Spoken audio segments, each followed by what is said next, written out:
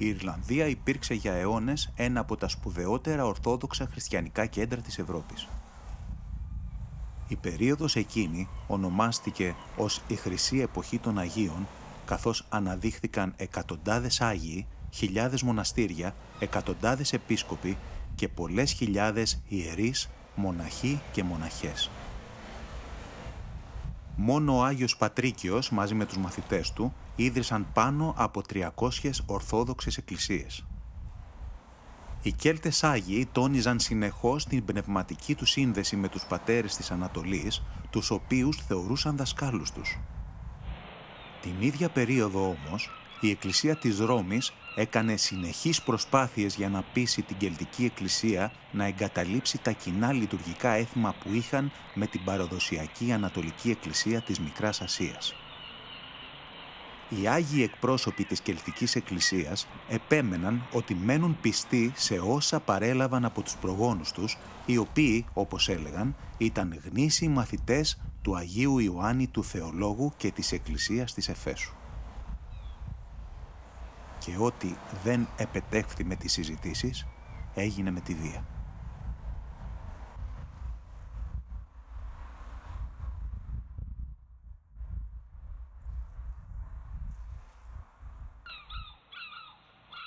Έκτοτε, οι Ιρλανδοί και όλοι οι Κέλτες άρχισαν να χάνουν την ορθόδοξη πίστη και ταυτόχρονα τη γλώσσα τους. Όπως είχε πει ο Άγιος Ιωάννης ο Μαξίμοβιτς, η Δύση ήταν ορθόδοξη για 1000 χρόνια και η Θεία Λειτουργία της είναι πολύ παλαιότερη από οποιαδήποτε από τις αιρέσεις της.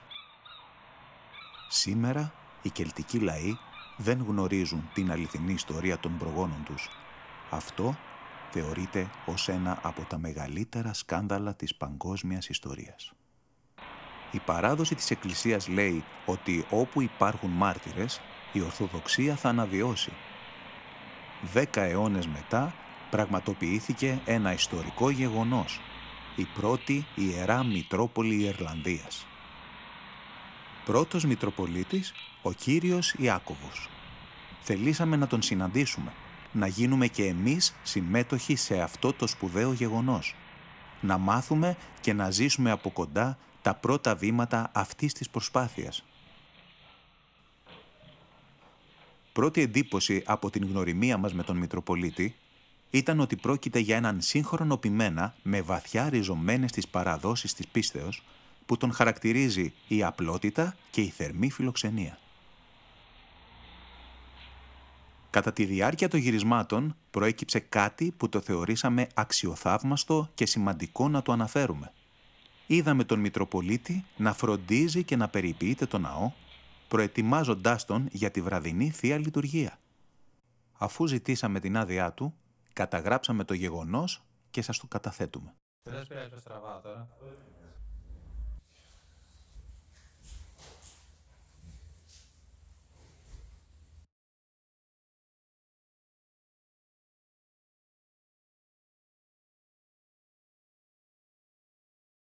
Χαίρετε. Καλώς ορίσατε στην Ιερά Μητρόπολη Ιρλανδίας, εδώ στο μικρό καθεδρικό ναό του Ευαγγελισμού της Θεοτόκου.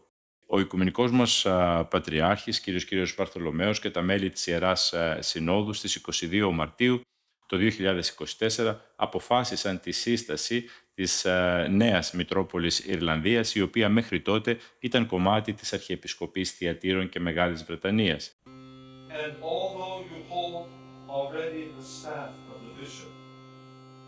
I give it to you as the bishop of this flock.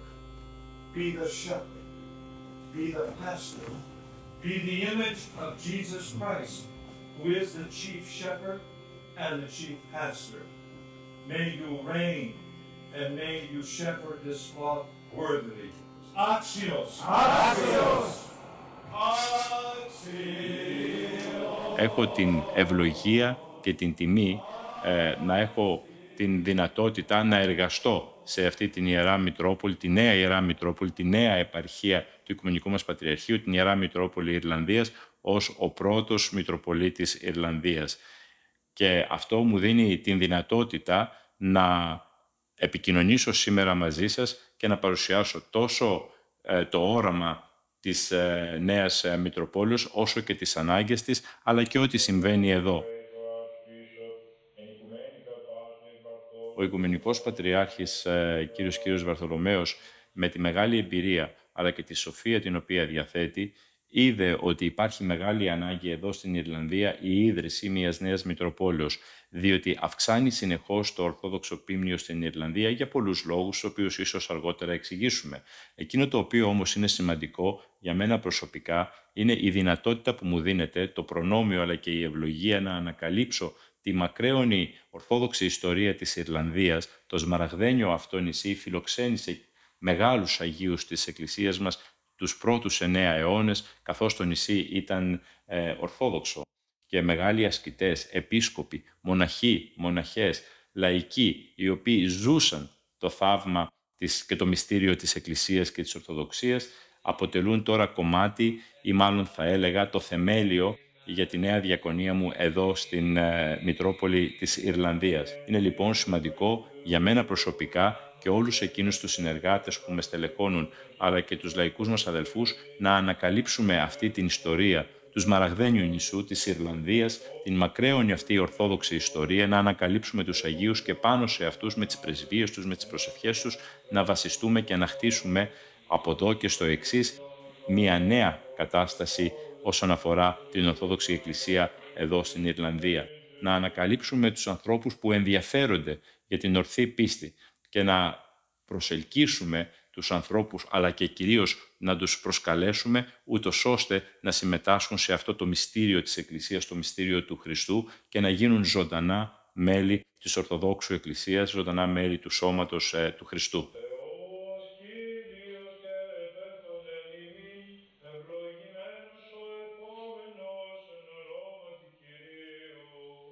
Κάθε αρχή και δύσκολη, όπως λένε. Ωστόσο, αυτό δεν μας πτωεί, διότι έχουμε σίγουρα στο πλευρό μας τις πρεσβείες της Περαγίας Θεοτόκου, τις πρεσβείες των Αγίων εδώ της Ιρλανδίας, του Αγίου Πατρικίου, της Αγίας Πρικίδας και του Αγίου Κολούμπα, που είναι οι προστάτες Άγιοι της Ιρλανδίας, οι οποίοι κατά τη διάρκεια των αιώνων ασκήθηκαν και μετέδωσαν το φως του Χριστού, έτσι όπως αυτοί το έζησαν σύμφωνα με την παράδοση της Ανατολικής Ορθοδόξου Εκκλησίας.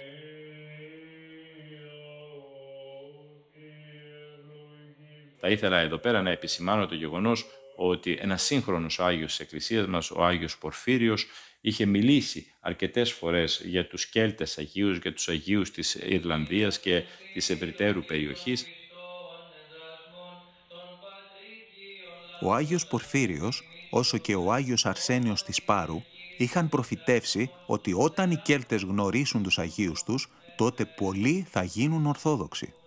Παρόλο που είναι δύσκολα στην αρχή, διότι ξεκινάμε από το μηδέν, δεν έχουμε όλα εκείνα τα οποία χρειάζονται, τα στοιχεία εκείνα τα οποία και τα μέσα τα οποία χρειάζονται για να μπορέσουμε να οργανώσουμε τη Μητρόπολη. Γι' αυτό ούτως ή άλλως προστρέχουμε και στη δική σας συμπαράσταση και αγάπη και στη φιλάνθρωπη καρδία σας, ούτως ώστε να ξεκινήσουμε αυτό το μεγάλο και σπουδαίο έργο του Οικουμενικού μας Πατριαρχείου, της Ορθοδόξου Εκκλησίας εδώ στην Ιρλανδία, και να συνεχίσουμε το μακραίωνο έργο των Ορθοδόξων Αγίων που προϋπήρξαν εδώ στο Σμαραγδένιο νησί της Ιρλανδίας.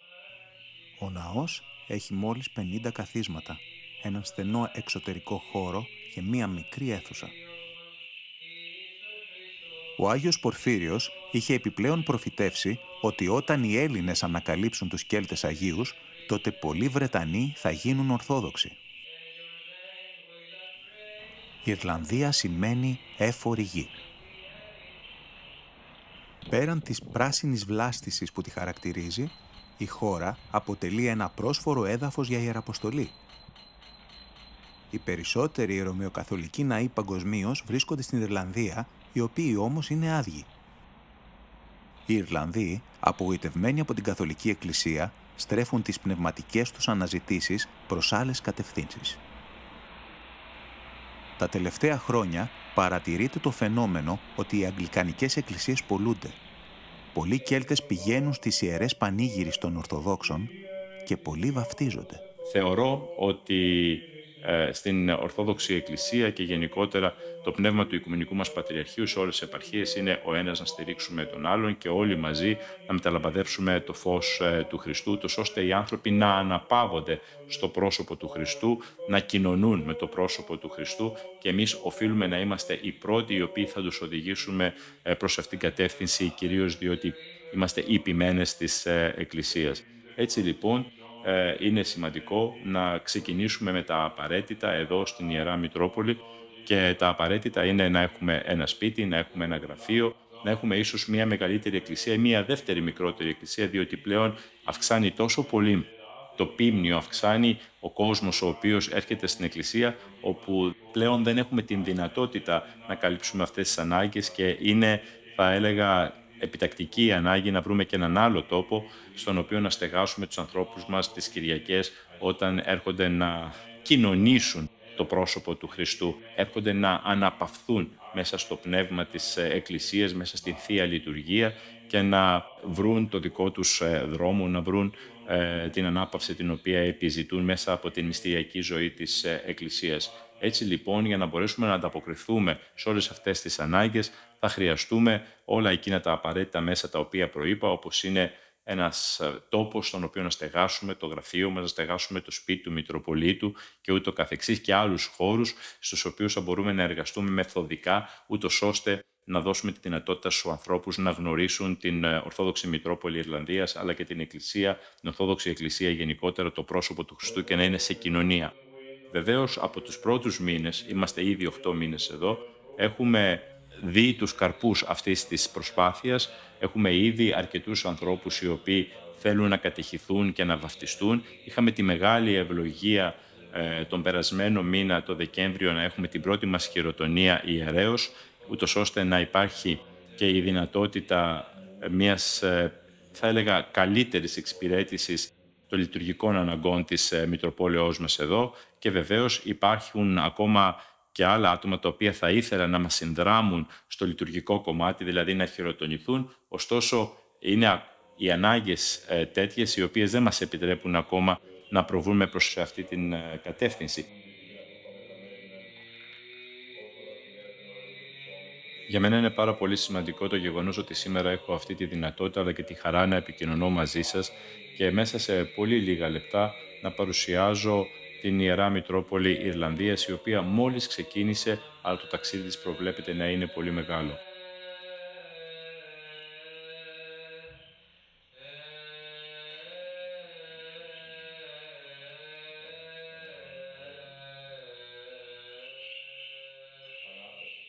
Στο όραμα της Ιεραποστολής συμπεριλαμβάνονται μαθήματα ψαλτικής τέχνης, όπως την είχαν οι Κέλτες ως το κύριο μάθημα της παιδείας τους, μαθήματα ιστορίας της Ορθόδοξης Κελτικής Εκκλησίας, δημιουργία ραδιοφωνικού και τηλεοπτικού σταθμού, καθώς και βιβλιοπωλείου και κατηχητικού σχολείου.